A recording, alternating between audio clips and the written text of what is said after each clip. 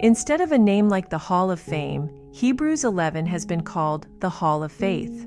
Several of the spiritual heroes of the Old Testament are listed with what they suffered and accomplished through faith.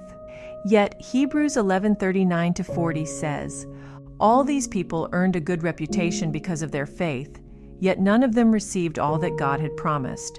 For God had something better in mind for us, so that they would not reach perfection without us." These saints of old, who looked forward to God providing the ultimate sacrifice for sins, suffered and died before Jesus arrived on the scene. They knew that without faith it is impossible to please God, as verse 6 says in this chapter. Believers who now have the eyewitness reports of the resurrection of Jesus and the further revelation of the Scriptures should be even more courageous and victorious for God. Hebrews 11 is a vivid reminder of what can be endured and accomplished by believers who have eternity in view rather than just this temporal world. Hebrews was written to those being persecuted for their faith in the Messiah.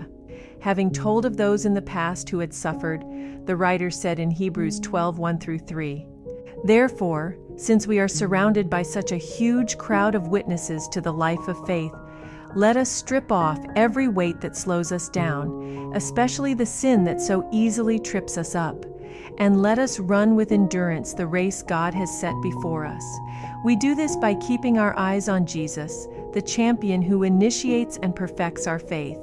Because of the joy awaiting him, he endured the cross, disregarding its shame. Now he is seated in the place of honor beside God's throne.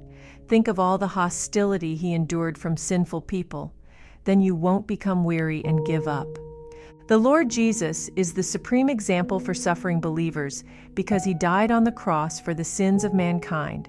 No matter what you are experiencing, keep your eyes on Jesus and live to glorify him.